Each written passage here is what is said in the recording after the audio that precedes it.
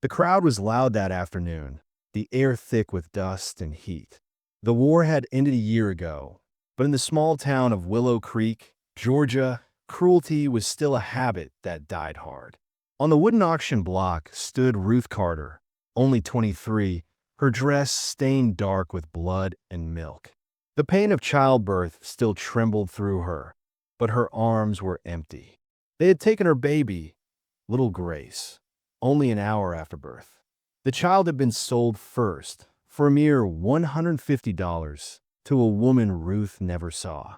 Then the auctioneer shouted again. Next up, the mother. The crowd murmured. Some laughed. The bidding started low, but a voice from the back called out, 800 cash. Every head turned. It was a tall man in a worn Union officer's coat. The blue faded from sun and travel. His name was James Thornton. The auctioneer, greedy for quick money, slammed the hammer down. Sold. The crowd scattered once the deal was made.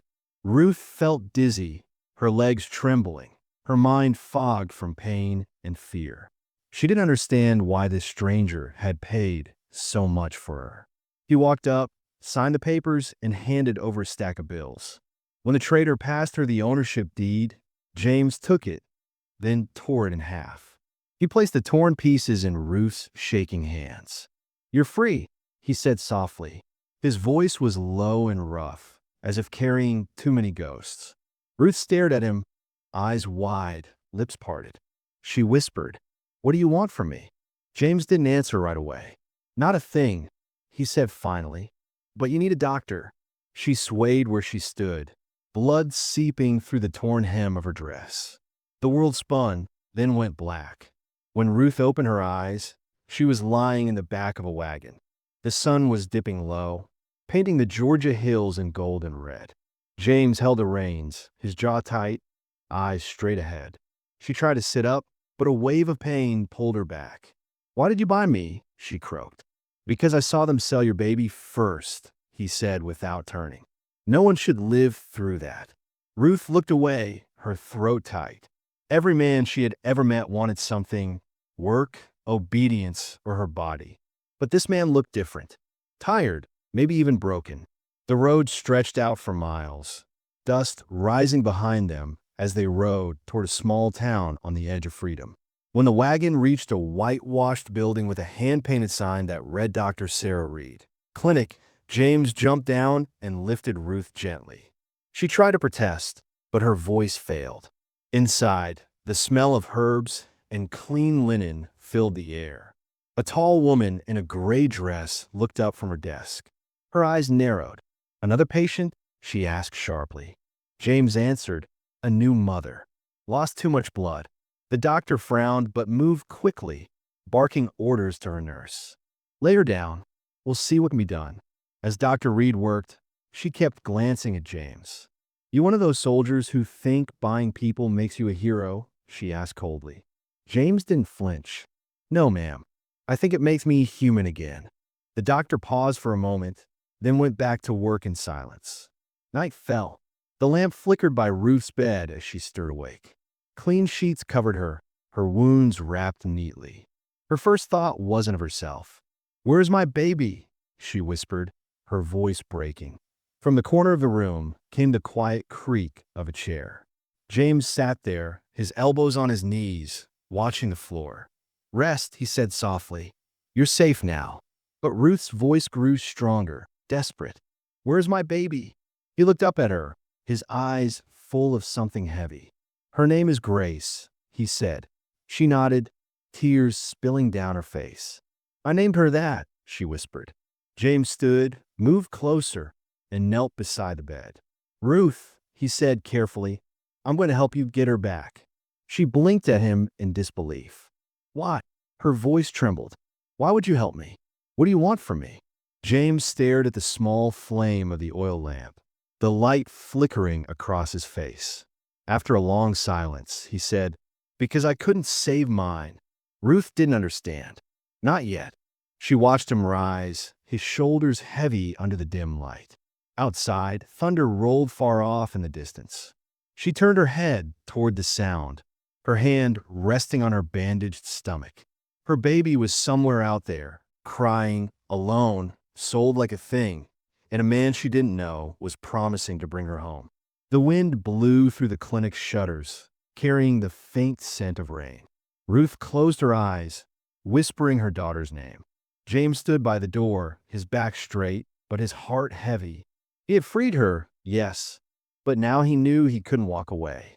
He couldn't undo the sight of that tiny baby being lifted up and priced like cattle. He couldn't forget the sound Ruth made when they took her child. Somewhere deep inside, he decided he would see this through, whether the world understood or not. The war might have ended, but his battle for grace, for redemption, for a chance to do one right thing had only just begun. The morning sun crept through the cracks of the clinic window, and Ruth awoke to the soft sound of a quill scratching against paper. James sat at a nearby desk, writing a letter he never intended to send. He looked up when she stirred, his face lined with exhaustion. Dr. Sarah Reed had left early to tend to another patient, leaving behind a bowl of broth and a warning, "Don't move her for at least a day." But Ruth was restless. "You said you'd help me get Grace," she said weakly. James folded the paper and slipped it into his coat. "I meant it." He sat beside her, and for the first time, told her why. 2 years earlier, he had been a husband and soon-to-be father. His wife, Elizabeth, had died giving birth to a baby boy who lived only 3 hours. He buried them under an oak tree in Pennsylvania and came south not for work, but to run from grief. "When I saw your child sold, something in me broke again," he said, voice shaking. Ruth turned her face away, tears filling her eyes. "You can't bring back the dead," she murmured. "No," James agreed, "but maybe I can keep someone else from losing what I lost." Ruth told him her story then, how she was born on Carter Plantation in Virginia, how she'd fallen in love with Samuel, a strong field hand who promised to buy their freedom. "He taught me to read," she whispered, her eyes distant. "Said knowledge was freedom even when chains were on our wrists." Her voice cracked. "He was sold when I was 8 months along. I haven't seen him since." James clenched his fists. "Then we'll find him too," he said, but Ruth only shook her head. "First, my baby." Dr. Reed returned that afternoon with grim news. She discovered who had purchased Grace. A woman named Helena Pritchard, a wealthy widow, 40 miles south, known for her charitable treatment of former workers, which really meant cruel training under the disguise of refinement. She had bought Grace as a project, a child to mold into obedience. Ruth's face went pale. "She'll never know love," she whispered. James leaned forward. "Then we'll get her out." They devised a plan. He would first try to buy Grace back legally. If that failed, they would find another way. Dr. Reed warned them about Sheriff Dixon, a man who still believed the South had lost the war only on paper. "He's watching people like hawks," she said.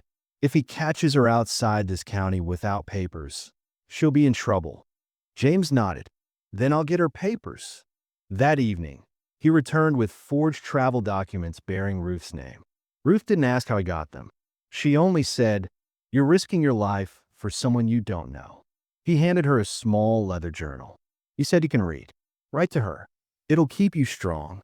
That night, Ruth wrote her first letter to Grace. "My daughter, I am coming for you. Don't forget your mama's voice." James read it later, with her permission, and when he finished, there were tears in his eyes. "You're trying to buy redemption with my pain," Ruth said quietly. He didn't deny it. "Maybe," he replied, "but does it matter if you get Grace back?" 5 days later, Ruth was well enough to travel. They prepared the wagon before dawn. James packed a rifle, food, and the forged papers. Ruth folded the journal and tucked it close to her heart. As they mounted the wagon, a shadow fell across them. Sheriff Dixon stepped out from behind the barn, his badge glinting in the morning light. "Where you folks headed?" he asked. James forced a calm smile and held up the papers. "We're Trip. My servant's coming with me." Dixon studied the documents, his eyes cold. "These better be legitimate," he said. "I'll be checking." He stepped aside, but his stare followed them as they rode away. Ruth hid beneath a blanket in the back, her heart pounding. "If we get caught," she began. James didn't let her finish. "We won't," he said, his tone steady but his hands tight on the reins. The wagon rolled south, toward danger, toward hope, toward the child who had been sold, and the promise of a second chance neither of them fully understood. The road stretched long and cruel under the southern sun, winding through dust and pine and the ghosts of a war that had ended on paper but not in hearts. James's wagon creaked along the dirt path, its wheels sinking in soft patches where rain had kissed the earth days before. Ruth hid beneath grain sacks in the back, her breath shallow, her eyes fixed on the slits of light through the burlap. Every creak, every hoofbeat, every voice in the wind felt like a threat. They had been on the road for 2 days, stopping only to rest the horses and drink from muddy streams. The first checkpoint came sooner than expected, a wooden barrier and 3 men in gray rags that had once been Confederate uniforms. One held a rifle lazily across his chest, chewing tobacco and spitting into the dirt. "Where you headed, stranger?" the man asked, eyeing the wagon. "Surveying land down near Macon." James answered smoothly, his accent carrying a northern edge that drew suspicion. "You got travel papers for that woman in the back?" the man said, peering past him. James forced a tired smile. "Just supplies," he said, patting the sacks. "Nothing worth checking." The man squinted, stepping closer, but then caught sight of the old Union discharge papers tucked in James's coat pocket. His smirk faded. "You one of them soldiers?" James nodded. "Fought at Petersburg." The man spat again, muttered something, and waved them through. Ruth didn't breathe until they were half a mile down the road. That night, they camped by a narrow creek. The moonlight spilled over the rippling water, silver and still. James built a small fire, careful not to make too much smoke. Ruth sat across from him, wrapped in a worn blanket, her eyes fixed on the flames. "You ever think about what it means?" she asked suddenly. "Freedom." He looked up. "Every day," he said. "It's different for me, though. I had to earn it by fighting." "You were born fighting for it." She smiled faintly, sadness in her eyes. "My husband Samuel used to say freedom's not a place. It's when you stop being afraid." Her voice trembled. "He said we buy our way out one day." I believed him. She stared into the fire, her hands twisting in her lap. "He proposed under the moonlight, right by the cotton fields. Said one day we'd plant something that belonged to us." I said, "Cotton don't belong to anyone but pain." He laughed and said we'd grow sunflowers instead. Her voice cracked, and James said softly, "We'll find him after grace." Ruth looked at him, her eyes sharp. "Why do you care? You already got your redemption moment. You bought a woman and gave her freedom. You can walk away proud." James poked the fire, sending sparks upward. "It's not redemption if I stop at one act," he said. "That's just guilt relief." She studied him quietly, realizing his burden went deeper than kindness. It was grief trying to atone. The next day, the sun rose bright and merciless. They reached another checkpoint, a larger one this time. 2 wagons lined up ahead, men checking papers and peering under tarps. A bounty hunter stood by a post, a wide-brimmed hat shadowing his eyes, a pistol at his hip. He looked mean and hungry for trouble. James's stomach tightened. As their turn came, the bounty hunter stepped forward. "You traveling alone, mister?" he asked. "Got my servant in back," James replied evenly. The man's gaze drifted to the wagon bed. "Mind if I look?" "Not unless you like flour dust," James said with a grin. The bounty hunter didn't smile. He pulled out a folded paper. "Heard a woman went missing from an estate north of here. Just had a baby. You seen her?" Ruth froze under the sacks, her pulse thudding in her ears. James kept his tone calm. "Haven't been north in weeks." The man narrowed his eyes. "You sure about that?" James pulled a paper from his coat and held it up. "Got my own business, got her receipt too." It was the forged bill of sale from Dr. Reed. The hunter snatched it, read it slowly, and sneered. "Looks fresh." James reached back into his coat and pulled out his Union discharge papers again, his voice steady but hard. I fought to end indenture, friend. You really want to test me?" The hunter's lip twitched, his hand hovering near his gun. Then he spat on the ground and stepped aside. "Move along, Yankee." James nodded once and flicked the reins. As the wagon rolled away, Ruth whispered, "You shouldn't have shown him that. You made him hate you." James glanced back. He already did. By the time they reached the outskirts of Helena Pritchard's estate, the sky had begun to darken with approaching storm clouds. The land was green and rolling, dotted with old oaks and stretches of cotton left unpicked. Ruth's breath caught when she saw the house. A massive plantation with tall white columns and a wraparound porch that gleamed even in the fading light. The sight of it brought back memories she wanted to bury. The crack of whips, the sound of crying children, the smell of sweat and fear. James stopped the wagon on a ridge overlooking the property. "That's it," he said quietly. Ruth didn't answer. Her eyes were locked on a figure moving across the lawn. A woman in a wide hat walking beside a nursemaid who carried a small bundle. The nurse stopped near the veranda, adjusting the blanket. The baby inside began to fuss. Ruth's heart stopped. She knew that sound. She knew that cry. "That's her," she whispered. "That's my Grace." Before James could react, Ruth's hands gripped the edge of the wagon. She started to climb down, her legs weak but determined. James grabbed her arm. "No," he said firmly. "Not now. You step 1 foot closer, and she's gone forever." Ruth struggled against him, tears streaming down her cheeks. "I just need to hold her just once." "Not yet," he said, pulling her back. "We do this smart, or you'll never see her again." She collapsed into his arms, sobbing into his chest. Her body shook with silent screams as the baby's cries echoed faintly from the house. They set up camp a mile away, hidden by pine trees. The rain began to fall, soft and steady, soaking the earth. Ruth sat under the wagon's canvas, staring at the distant lights of the mansion. James was crouched near the fire, drawing lines in the dirt with a stick.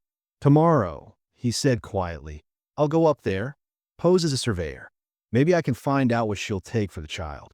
Ruth turned to him, her eyes blazing. "I'm coming." James shook his head. "You show your face, she'll know. She'll lock that baby away where you'll never find her." Ruth's voice broke. "She'll know anyway. She'll smell me, James. Babies know their mothers." He looked at her, torn between reason and compassion. "You're thinking with your heart," he said softly. "That's dangerous right now." Ruth glared at him through tears. "A mother's heart is all I have left." The fire hissed as rain hit the embers, sending steam into the night. James sighed, his face lit by the last flicker of flame. "Then pray she remembers your scent," he said quietly. Ruth didn't sleep that night. She watched the house from the darkness, her body trembling each time she heard the wind carry the faint cry of her daughter. At dawn, James mounted his horse, dressed neatly in a coat and hat, and rode toward the mansion. Ruth crouched in the trees, hidden in the shadows. The sky was gray and heavy with rain, the air thick with the smell of wet earth. From her hiding place, she saw the nursemaid again. Asterisk, asterisk, temperance, asterisk, asterisk. The woman with kind eyes and tired hands carried Grace into the yard. The baby cried, twisting in her arms, refusing the bottle. Temperance rocked her gently, whispering something Ruth couldn't hear. Then, as if drawn by some invisible thread, the woman lifted her gaze toward the woods. Her eyes met Ruth's through the trees. The world seemed to stop. The two women stared at each other, one holding the crying child, the other trembling with longing and fear. Ruth's heart pounded. Had she been seen? Would the woman scream, alert the house, ruin everything? But Temperance didn't move. She only looked at Ruth for a long moment, then turned back to the baby, whispering softly as if nothing had happened. Ruth pressed a hand over her mouth, her tears hot against her skin. Somewhere deep inside, a fragile spark of hope flickered to life. Maybe, just maybe, not everyone under that roof was her enemy. The wind shifted, carrying the scent of rain and magnolia blossoms through the woods. Ruth whispered into the silence, "Hold on, my little Grace. Mama's here." The night air was thick with tension and the smell of wet earth when Temperance crept into the woods, her gray shawl pulled tight and her lantern turned low.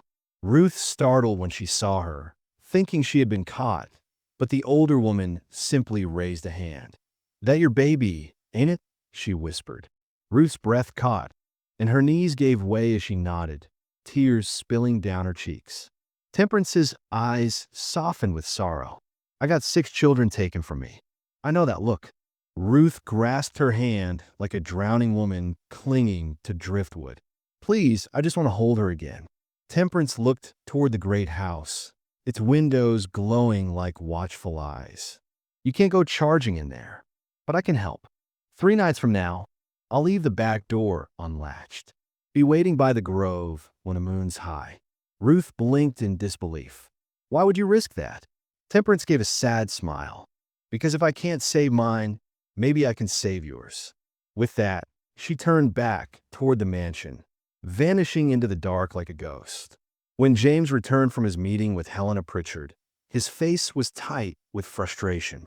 Inside the parlor, the widow had sat in her fine silk dress, every inch of her polished and cruel. She'd listened as James posed as a surveyor, asking polite questions about her property, slipping in the story of his sister who had lost a child. "I heard you recently took in an infant," he'd said casually. Helena's lips curled. "An investment. Raising her properly from birth will make her into something useful." James kept his composure. "My sister is fragile since her loss. She would pay well for a child to raise." Helena's eyes glinted with amusement. "You're offering to buy one of God's little creatures as if she were a horse. How fascinating." He swallowed his anger and tried again. $500. Helena tilted her head, her voice dripping with arrogance. "It's not about money, Mr. Thornton. It's about principle. This child will be taught manners, discipline, obedience, qualities people like you don't understand." She stood, dismissing him. "Now, if you'll excuse me, I have an infant to tend to." James left before his temper betrayed him, his fists clenched so tightly his knuckles ached. When he reached the camp, Ruth was waiting, her eyes searching his face. "She won't sell her, will she?" He shook his head. "No." She said, "Grace isn't for sale." Ruth's voice hardened. "Then we take her." James's jaw tightened. "That's kidnapping, Ruth. They'll hang me and sell you." She stepped closer, her face fierce and pale. "Let them. I'm not leaving without my baby." He looked at her, torn between reason and the fire in her eyes. "We'll do it your way," he said finally. For 2 days they planned. Temperance slipped them information in whispers. The baby's nursery, Helena's routine, the guard dog that slept near the back door. She promised to leave the door unlocked on the 3rd night when Helena attended her weekly supper with the sheriff's wife. James gathered supplies, food, water, forged papers for travel north. They'd escaped through the woods to the river, where a ferry ran twice a week toward Savannah. From there, they could reach the Free States. It was a fragile, desperate plan, but it was all they had. On the 2nd night, as they packed quietly by the fire, the sound of hooves thundered in the distance. Before James could reach his rifle, torchlight filled the trees. Sheriff Dixon rode into the clearing with 2 deputies behind him. "Evening, folks," he drawled, his grin mean and knowing. "Got a tip you're planning to steal from a lady of fine reputation." James stood slowly, his hand near his belt. "You have no proof."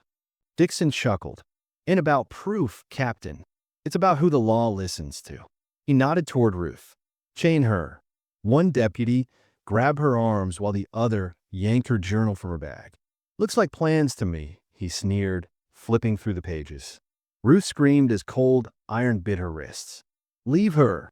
James lunged forward but was struck from behind with a rifle, but dropping to his knees.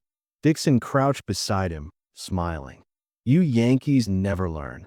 You think freeing people makes you heroes. But this land don't belong to you." James glared up, blood trickling down his temple. It doesn't belong to you either. Dixon's smile faltered. We'll see what the judge thinks.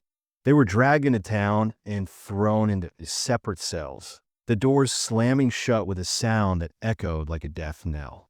Ruth pressed her face against the cold bars, calling out, "James, are you alive?" From across the corridor, his voice came faint and strained. "I'm here.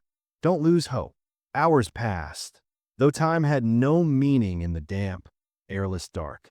Then footsteps approached.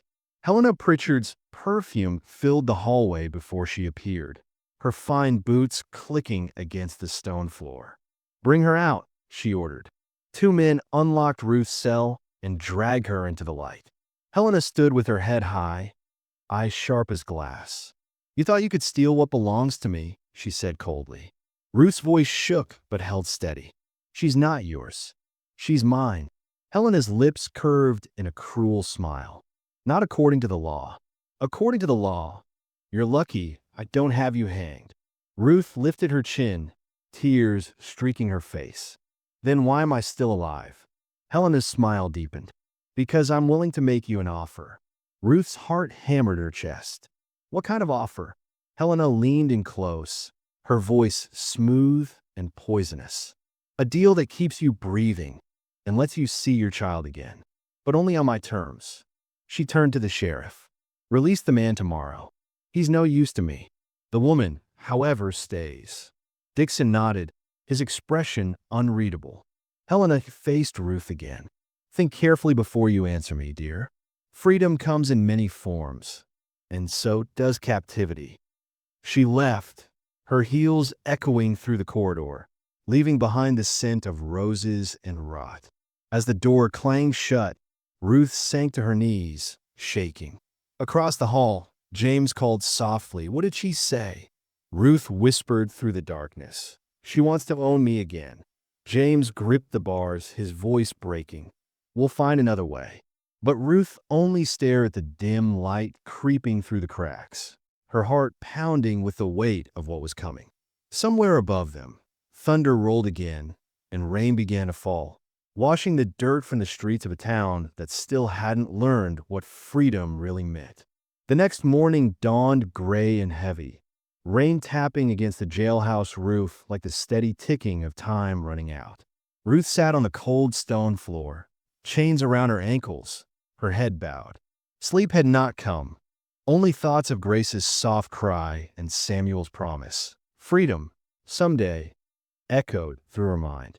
When the cell door opened, light poured in, blinding her for a moment.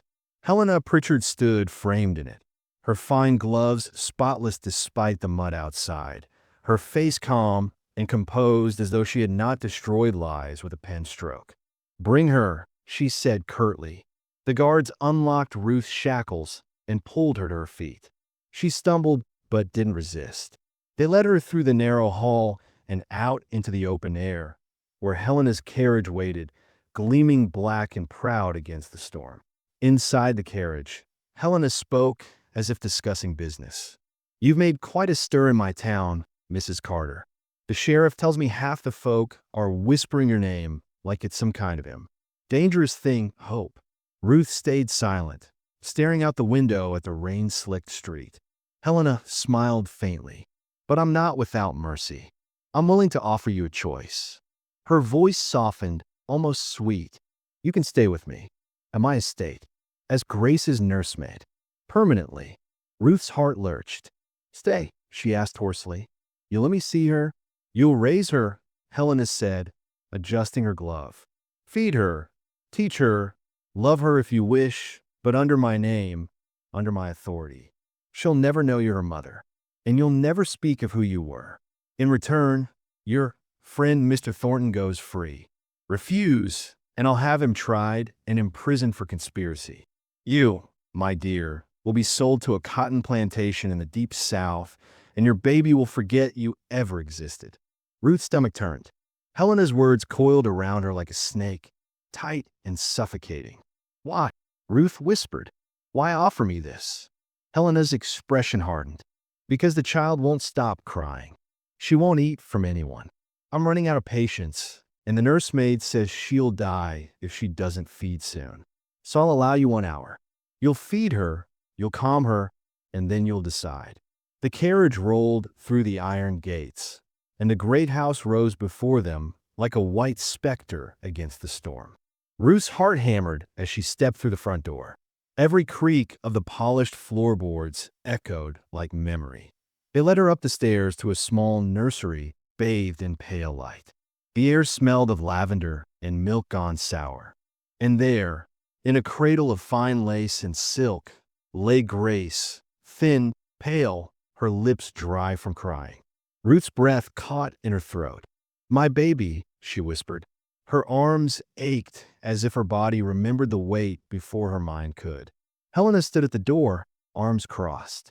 "Go on," she said coolly. "Let's see if your magic works." Ruth sank to her knees beside the cradle, tears falling as she reached for her daughter. Grace whimpered, her tiny fingers curling around the air until they found Ruth's. The instant Ruth lifted her, the baby stopped crying. The room fell silent except for the sound of Ruth's quiet sobs. Grace nestled against her chest, rooting instinctively.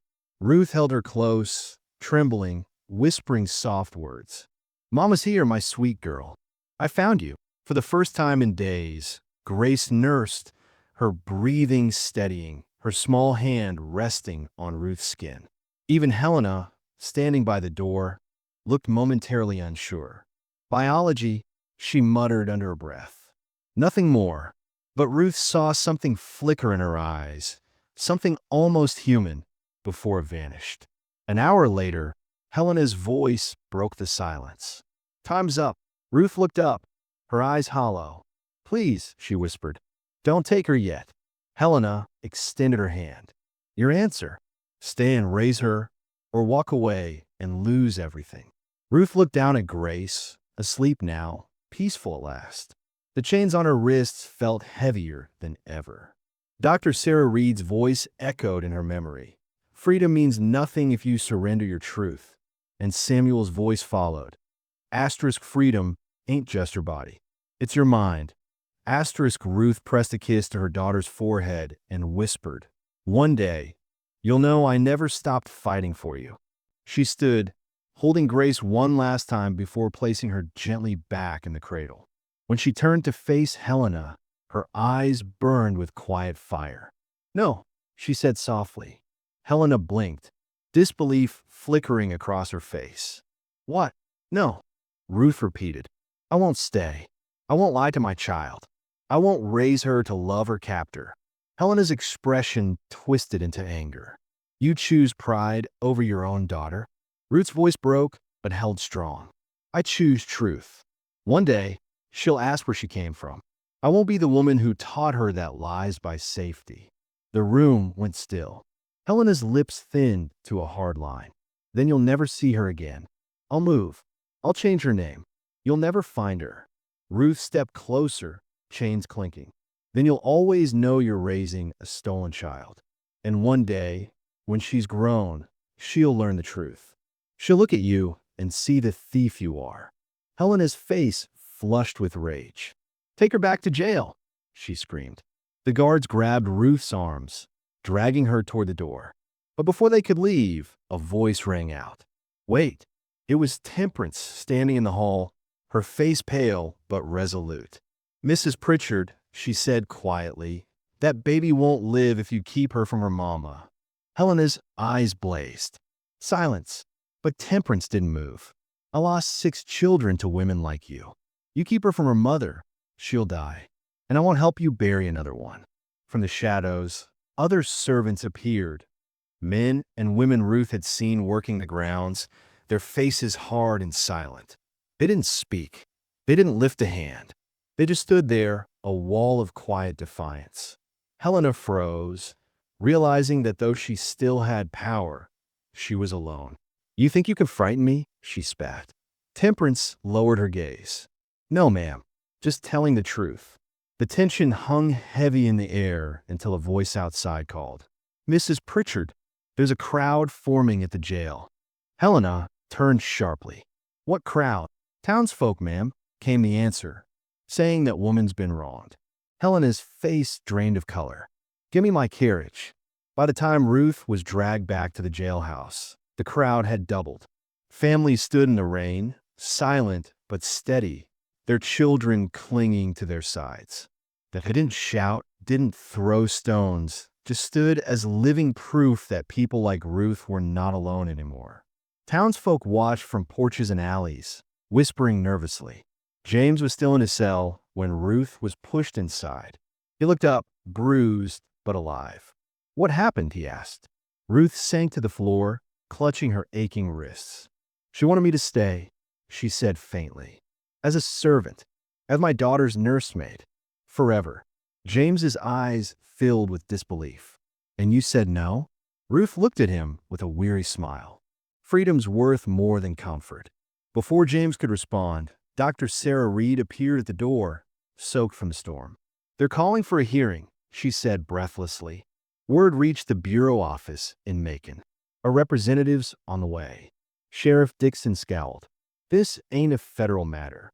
Dr. Reed met his glare. "It is now." By morning, the courthouse was packed.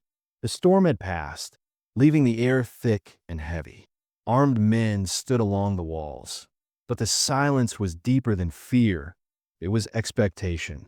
Ruth stood in chains beside James as Helena Pritchard swept in, every inch the image of wounded dignity. She carried Grace in her arms, the baby still frail but alive. The judge, an older man with weary eyes, called the court to order. "This case concerns disputed custody of an infant named Grace Carter," he began. "The mother claims unlawful sale. The purchaser claims legal ownership under prior law. We will hear testimony." Helena's lawyer rose first, his tone dripping with authority. "Your Honor, this woman was indentured at the time of sale. The transaction of her child was lawful. The man beside her conspired to steal said property. There is no case here." The judge hesitated. "And yet, Mrs. Carter's freedom papers are verified under Reconstruction law." The lawyer scoffed. "Federal papers mean nothing if local law supersedes." The judge frowned. "We'll see about that." He turned to Ruth. "Mrs. Carter, you may speak." The lawyer snapped. "She has no standing." The judge's voice sharpened. "In my court, she does. Speak, woman." The room fell silent. Ruth straightened, chains rattling. Grace whimpered in Helena's arms, and Ruth's eyes softened at the sound. "I was sold the same day I gave birth," she said, her voice trembling but clear. "They took my baby before I could even name her. I named her Grace because that's what I begged God for when they tore her from me." A hush spread through the room. "I was born on Carter Plantation, worked the field since I was 10. I saw men whipped for praying too loud, women broken for loving who they weren't supposed to. My husband was sold away when I was 8 months pregnant. I don't know if he's alive, but I promised him I'd raise our child free. They sold her anyway, and all I want is to keep that promise." She reached into her pocket, pulled out the small, worn journal James had given her, and opened it to the first page. "I wrote her letters every night, words she might never read, but they kept me alive." Her voice grew stronger. "I may not have money or power, but I have truth. That's all I ever had." The judge's eyes softened. "Thank you, Mrs. Carter." Helena rose abruptly, her voice sharp. "This is absurd. The law is clear. She was mine to raise, mine to keep." Ruth turned to her, eyes blazing. "You don't own what was never yours." The crowd stirred, murmuring low. The judge banged his gavel for silence. "We'll reconvene for verdict tomorrow," he said. But in that moment, something had already shifted. The chains on Ruth's wrists no longer felt like defeat. They felt like proof. Proof that she had stood her ground and refused to be broken again. As she was led back to her cell, Grace began to cry, and the sound filled the courthouse like a prayer carried on the wind. Helena looked down at the baby, her hands trembling for the first time. And Ruth, even in chains, smiled through her tears. Because she knew this wasn't the end. The fight for Grace had only just begun. The courthouse was packed to its wooden rafters the next morning. A sea of anxious faces pressed together under the humid Georgia air. The storm had passed, but the tension had not. Ruth stood at the center of the room, chains still clinking at her ankles, her body worn from sleepless nights, but her eyes bright with fire. Beside her stood James, bandaged and bruised yet steady as a wall. Across the aisle, Helena Pritchard sat stiff-backed in black silk, her gloved hands folded in her lap like a queen awaiting tribute. Grace whimpered in her nursemaid's arms, the baby's cries soft but unrelenting, as if even she sensed the weight of the moment. The judge cleared his throat. "This hearing will continue from yesterday's session," he announced, his gavel echoing through the hall. "We'll begin with the testimony of Mrs. Ruth Carter." The room hushed. Ruth stepped forward, the chains dragging behind her across the wooden floor. She clasped her trembling hands together and began, her voice quiet but strong enough to reach every corner. "I was born on the Carter plantation in Virginia," she said. "I never knew my mother's face. She was sold when I was 3. I remember her singing at night through the walls. I grew up listening to songs about freedom I couldn't imagine. Then one day, I met Samuel. He said he'd work until he bought our freedom. He taught me to read, taught me that knowledge was the one thing they couldn't take."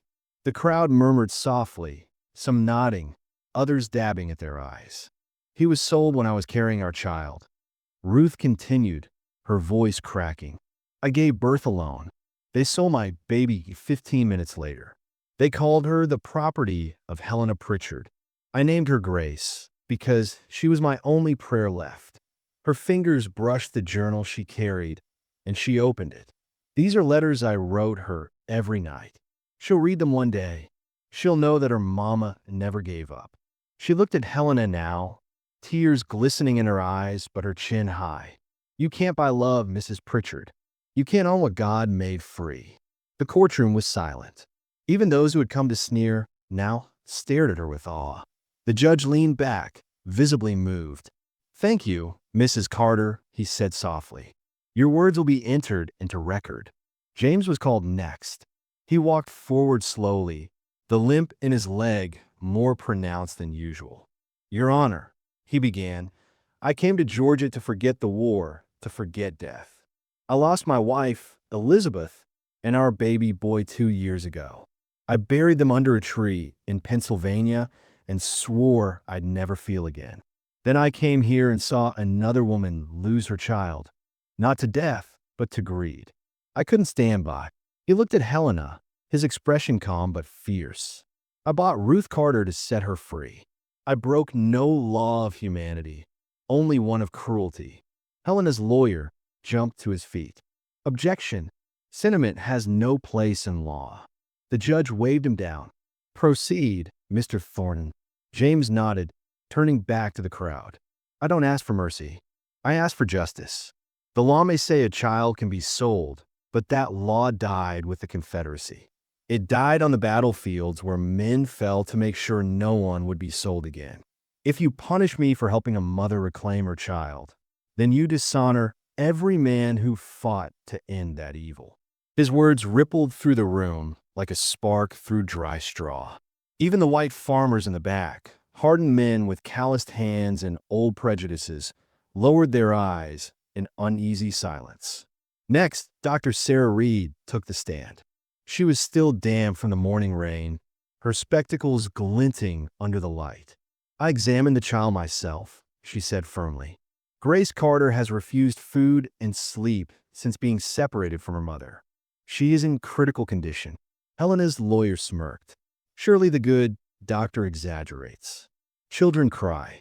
Dr. Reed's voice cut through his dismissal like steel. "This child isn't crying. She's dying. If she's not reunited with her mother immediately, she won't survive the week." A murmur of shock swept through the crowd. The judge's brow furrowed. "Do you confirm this as a medical fact?" Dr. Reed nodded.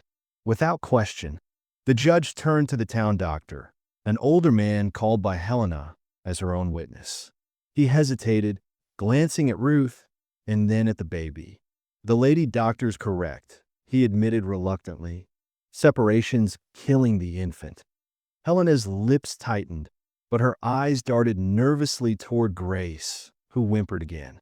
The judge leaned forward, his tone grave. "Mrs. Pritchard, will you speak?" Helena rose slowly, her face composed, but her voice trembling with restrained anger. "This woman was indentured when I purchased her child. The sale was legal. I acted under the law of the time. If the government wishes to change the past, that's not my burden to bear." The judge studied her for a long moment. "The law is changing, Mrs. Pritchard. The war ended for a reason." "Perhaps," she said coldly. "But if freedom means chaos, then I prefer the old order." James muttered under his breath, "And that's why we fought." The judge ignored him and asked, "Why not simply sell the child back, Mrs. Pritchard? Let both parties go their way." Helena's eyes flashed. "Because she's mine by law." The judge sighed. "The law is not a weapon to cage the living, ma'am." The courtroom stirred, whispers rising like waves. Helena's composure cracked. "I will not be made a villain for raising a child decently," she snapped. "You want her so badly? Then pay. $500, the price of her peace." Ruth gasped. "I don't have that kind of money." Helena smirked. "Then I keep her." But before the words could settle, James spoke from behind her. "I have it." Every eye turned to him. He reached into his coat and pulled out a worn leather pouch. "My military pension. My savings. Everything I've got." He placed it on the judge's desk, the coins clinking softly but echoing loud enough to fill the room. $500, he said simply. Helena's jaw tightened. "You'd ruin yourself for a woman you barely know." James met her gaze, unflinching. "I'd ruin myself to save what's left of my soul." The judge looked from one to the other, then nodded solemnly. "Payment received. Under federal law, the child is now legally transferred to Mr. James Thornton." He paused, glancing at Ruth. "Mr. Thornton, do you wish to keep the child?" James turned toward Ruth, his eyes shining with quiet peace. "She was never mine to keep." He picked up the pen, signed the papers, and handed them to her. "She was always yours, Ruth. Now the law agrees." Ruth's hands shook as she took the documents. The chains around her wrists clattered to the floor as the judge nodded to the guards. Grace whimpered softly, and Ruth rushed forward, taking her daughter into her arms at last. Legally, freely, completely. The baby's cries stopped the moment she touched her mother's skin. The room was utterly silent except for the faint sound of rain returning outside. Helena rose, her face white as porcelain. "This is a disgrace," she hissed. The judge looked at her calmly. "No, ma'am. This is justice." Helena turned sharply, her skirts sweeping the floor as she left the courtroom, the whispers following her like shadows. Outside, townsfolk erupted in cheers as the news spread. Ruth stepped out into the rain, Grace clutched tightly to her chest, James beside her, and Dr. Reed close behind. Sheriff Dixon approached warily, his hat in his hands. "You best leave town," he muttered. "There'll be trouble tonight." James nodded. "We'll be gone by sundown." That evening, as they packed the wagon, Dr. Reed handed James a sealed envelope. "Came through the network," she said softly. "It's for Ruth." Ruth opened it with trembling hands. Inside was a letter, worn and smudged, but still legible. "Asterisk, Ruth. If this finds you, I'm alive. I'm working near Memphis with the Bureau, trying to build something new. I've been searching for you and the baby every day. I'll never stop. Samuel." Asterisk tears blurred Ruth's vision. "He's alive," she whispered. "He's alive." James smiled faintly. "Then that's where you're headed." 3 months later, in a small settlement in Tennessee, the air smelled of fresh earth and hope. The sun shone bright over rows of wooden cabins. Ruth sat on a porch, reading aloud to a group of children gathered at her feet, their eyes wide with wonder. She had begun teaching them their letters, just as Samuel once taught her. Inside, Samuel rocked Grace by the fire, the baby giggling, healthy and strong. When James rode up the road, dust trailing behind his horse, Ruth rose to greet him with a smile. "You found us," she said. Didn't plan on leaving without saying goodbye, he replied. Samuel came to the door, extending his hand. You saved my family, he said simply. James shook his hand. Just returned a promise to where it belonged. Dr. Reed's letter lay tucked in James's coat pocket, her words warm and kind, hinting at something new beginning between them. You're always welcome here, Ruth said. You've got family now. James looked at Grace in Samuel's arms, her laughter like music. That's all the thanks I need, he said. That night, after supper, Ruth sat by candlelight, writing in her journal once more. Grace slept peacefully beside her, her tiny chest rising and falling. The world was still far from kind, but tonight it was enough. She dipped her pen and wrote, Astra's my daughter Grace. This is the story of how you were sold, stolen, and finally freed. Remember, freedom isn't given by papers. It's claimed by those brave enough to say, I am worth more than any price. You were born into chains, but you'll grow up in truth. And that will make all the difference. Asterisk, she closed the book gently, the candle's flame flickering low. Outside, Samuel sang softly to the baby, and James's horse trotted off into the night, heading toward a new beginning of his own. The camera would have pulled back there if this were a moving picture, showing the small home glowing warm against a vast dark sky. And a voice, maybe Ruth's, or maybe the echo of every mother who ever fought for her child, whispered through the wind. They tried to buy and sell love. But love cannot be owned. It can only be given freely, and that's what makes it priceless.